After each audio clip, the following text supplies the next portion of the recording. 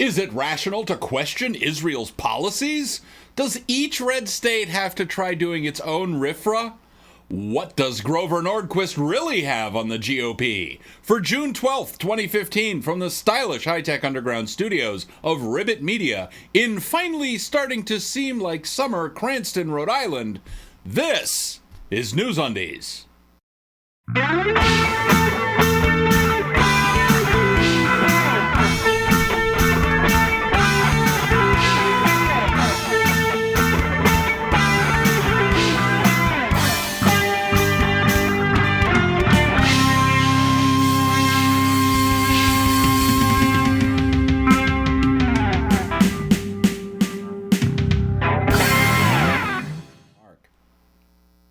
For June 12th, 2015, this is NewsUndies, all the news that shouldn't be news. I'm Paul Torville with these headlines.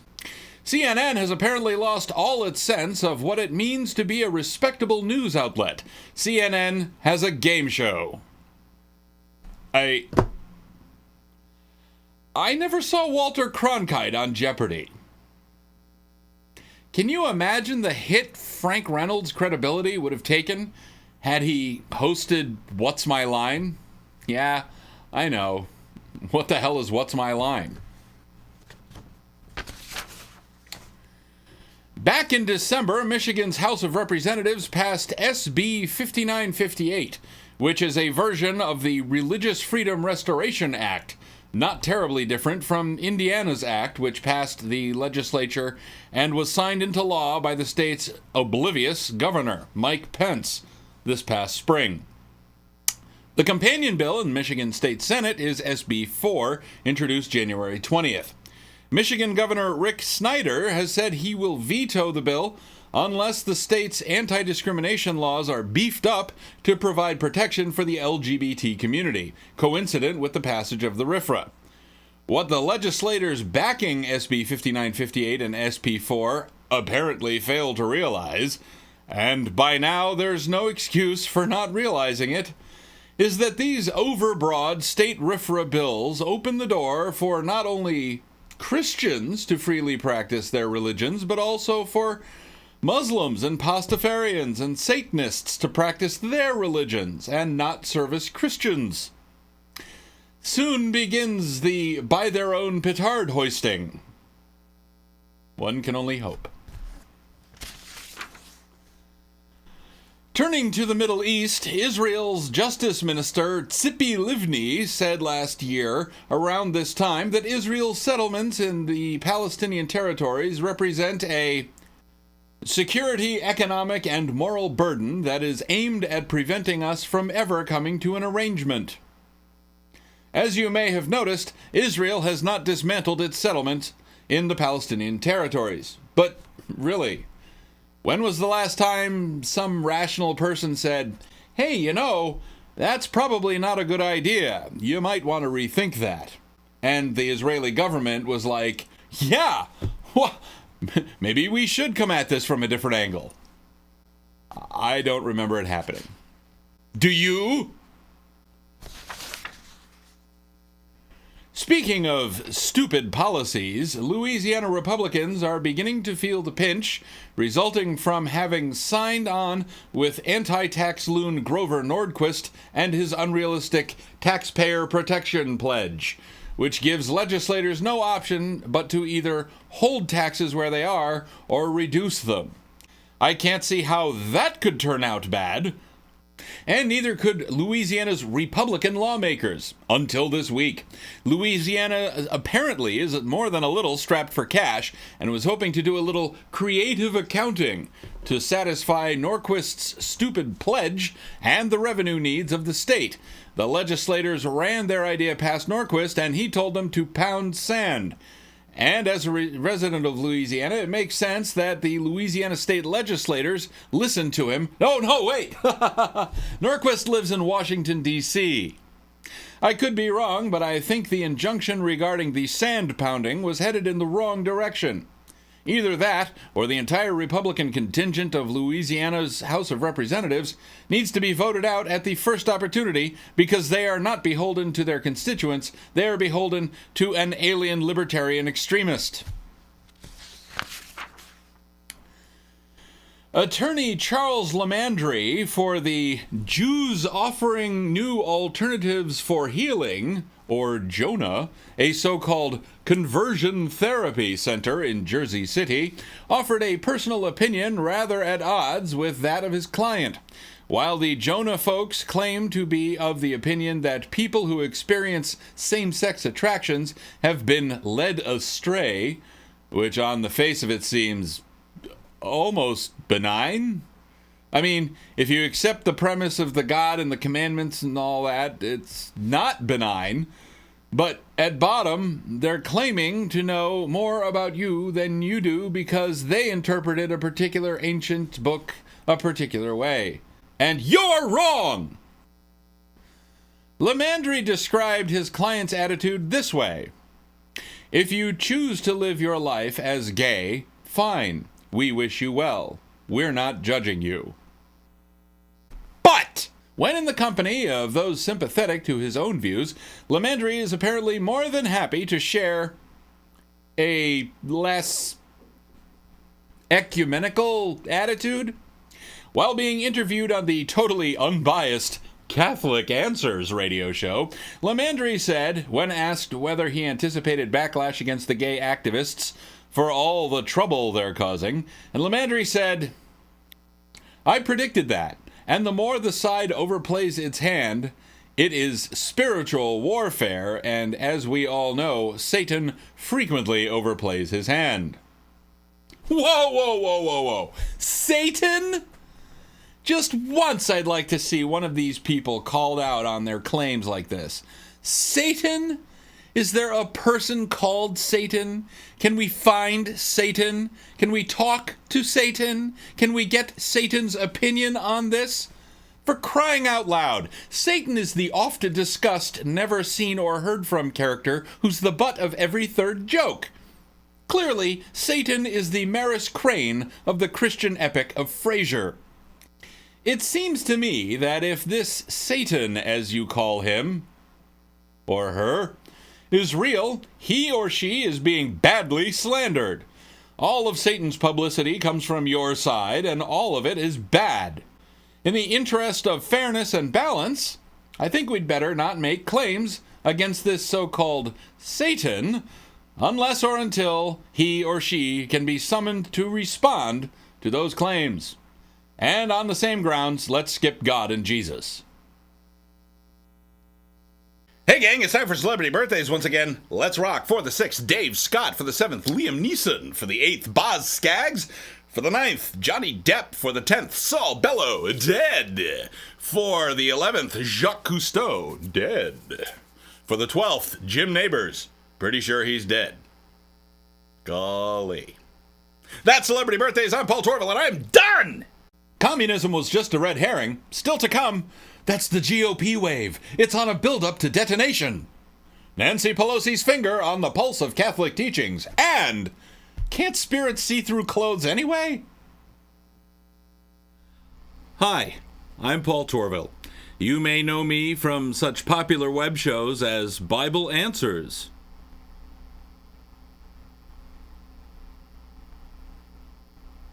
If you have the time, anything you can do to grow awareness and interest in NewsUndies would be appreciated. Thank you.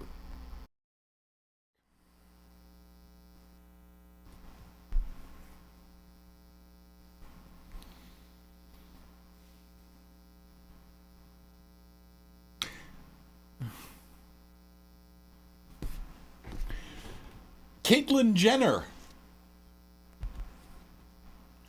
The 2016 presidential election is still nearly 18 months away, but things are already scaling up to ridiculous proportions, particularly on the GOP side. With the announcements of former Texas Governor Rick Perry and U.S. Senator Lindsey Graham, there are 10 contenders up for the GOP presidential nomination. And the New York Times projects that governors and former governors Jeb Bush, Scott Walker, Chris Christie, John Kasich, and Bobby Jindal may still announce their candidacies. That's a possibility of 15 podiums. Podia? For the first debate. Now, that's a grand old party. Now, Scott Walker, the Wisconsin governor who's already alienated people all over the political spectrum, with the possible exception of Ted Nugent and maybe Rush Limbaugh, has now opted to cut $300 million from the state university system to pay for a new sports stadium. I can't imagine how anyone who values anything beyond high school education could have any problem with that. And if you thought that was a stunning spasm of bad judgment, former Arkansas Governor Mike Huckabee, who has apparently been living in the God, Guns, Grits, and Gravy Bubbaville bubble a little too long. When Caitlyn Jenner's Vanity Fair cover came out, Huckabee remarked that he wished he had been clever enough in high school to have claimed he was trans so he could see girls naked in the shower in gym class. What? What strikes me about all this is that while statements and actions like those of Walker and Huckabee rally the far-right ultra-conservative faction, there is no way that anyone with a political leaning left of, say, Richard Nixon would vote for these loons.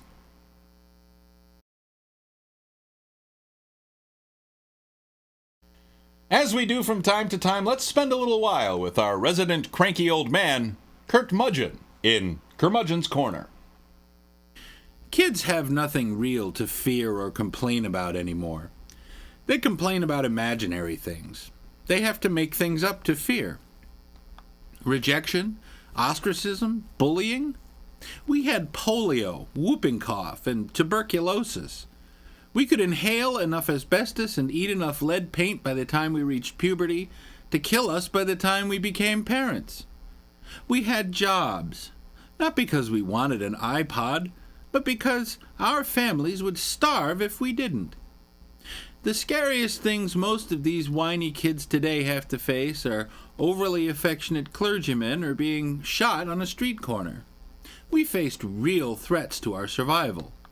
I suppose it's better that kids today don't really face any real problems, but sometimes I wish they could have a little more perspective. And lead poisoning, so I wouldn't feel so stupid around them. Oh, that's not right. Democratic U.S. Representative from California Nancy Pelosi recently came out and said that marriage equality is consistent with the teachings of the Catholic Church. Where could she possibly have gotten that idea? Here are Pig and Sheep with their thoughts.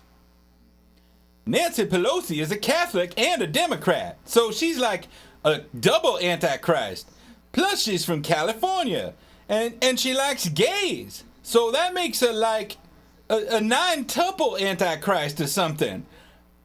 It's too early in the morning to do calculus. I don't know which Catholic teaching she's talking about. For many, many years, the Catholic Church viewed open homosexuality with contempt and horribly tortured and killed people suspected of such acts. By the time of the Industrial Revolution, the Catholic Church had largely lost the political influence it had had through its first 1,200 years. And now, except for some African and Eastern European countries, official Catholic persecution of homosexuals is but a memory. Still, if the Catholic Church was really about respecting all people regardless of whether they're gay or straight, it would rein in its radically conservative franchisees and aggressively foster equality of all people. This it has yet to do.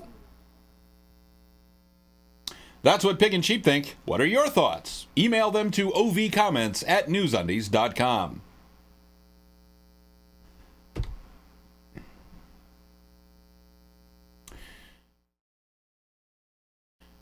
And now for the week ending June 12th, here's Paul Torville with your exclusive Pastcast weather.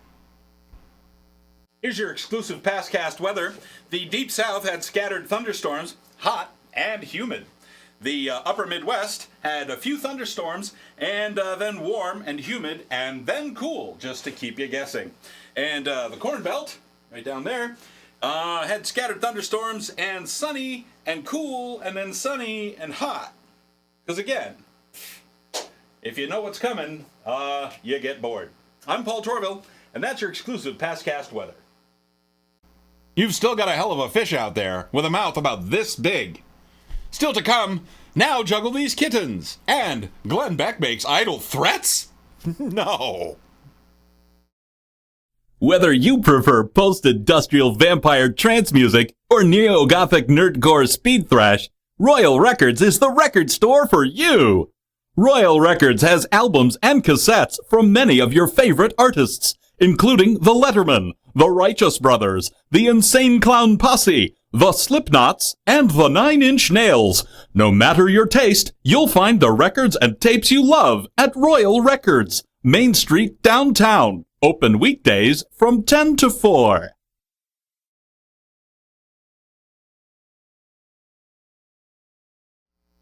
And now, here's Moose Weintraub with a Sports Half Minute. Moose Weintraub Sports Half Minute. It's a whole half minute of sports. 30 seconds of sports. Moose Weintraub Sports Half Minute.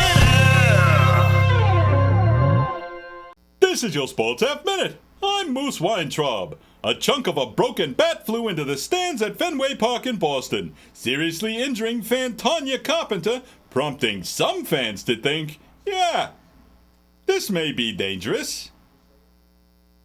Baseball fans are a clever bunch. Moose Weintraub Sports Half Minute.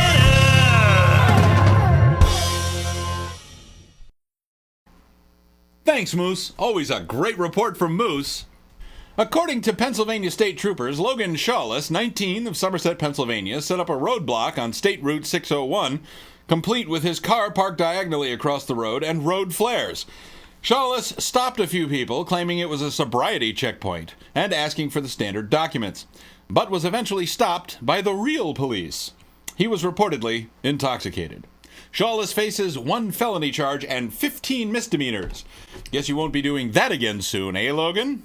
And that magnitude 6 earthquake in Malaysia last week, caused by... ready for this? European nudists nuding it up on the top of Mount Kilimaloo and cheesing off the mountain spirits. This, according to... and I'm sure I'm going to butcher this name, but I apologize in advance. Deputy Chief Minister Tam Sri Joseph Perin Kitengan. An actual Malaysian government official. An actual Malaysian government official! Wow. And finally, and I do mean finally, we all saw this coming, didn't we? When Glenn Beck talks, people listen. The sensible ones kind of cock their head to one side, raise a skeptical eyebrow, and wince a little at the painful stupidity of his utterances. This time, Beck, warning of the impending impiety once the Supreme Court finally, once and for all, decides in favor of marriage equality, said, "The number that I think will walk through a wall of fire and possible death is anywhere between 17,000 and 10,000. That is an extraordinary number of people that are willing to lay it all on the table and willing to go to jail or go to death because they serve God and not man." But what if nobody sets up the wall of fire? What if nobody kills them? What if, gays and lesbians celebrate a little and then go get married? Will Beck and his Black Robe Regiment make their own apocalypse? I remain hopeful. Well, that's all for this edition of NewsUndies. If you see news that shouldn't be news, you can submit your story tips online at newsundies.com or on Twitter with the hashtag NUSTip. NewsUndies is a weekly show. We'll be back on Friday, June 19th with fresh undies. If you like this video, please like this video. If you like the show, please spread the word. Got a question, comment, or suggestion? Leave it in the comments below. Don't forget to subscribe to us on YouTube, circle us on Google+, like us on Facebook, follow us on Twitter, ignore us on MySpace, tell your friends, and buy NewsUndies Kitsch at newsundies.com. For all of us here at NewsUndies, until next time, I'm Paul Torville. After that, I might be officiating at a wedding of Nancy Pelosi and Glenn Beck on the summit of Mount Kilimaloo. A magnitude 6 earthquake in Malaysia. It's very sad and melancholy. Yes. Not to be confused with border collie or miniature collie. It's melancholy. Christy, John Kasich, Kasich,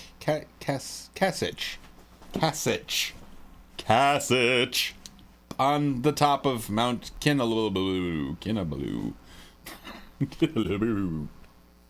Hey, boo boo. That'll be even better. I'll cut back. I'll cut to the longer shot, and my hair will be different. I predicted that, and again, I predicted that, and the more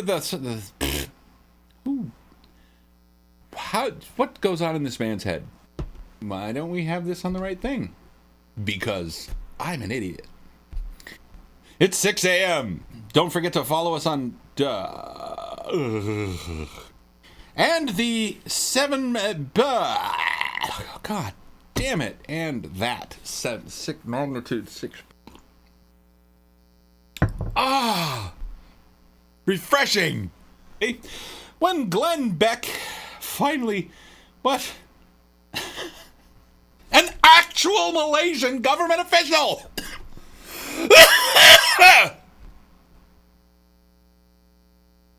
Wow.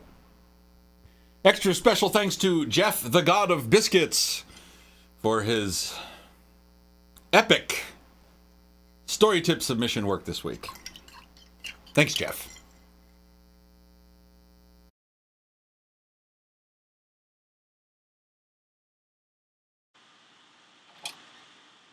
I just want to tell you good luck. We're all counting on you.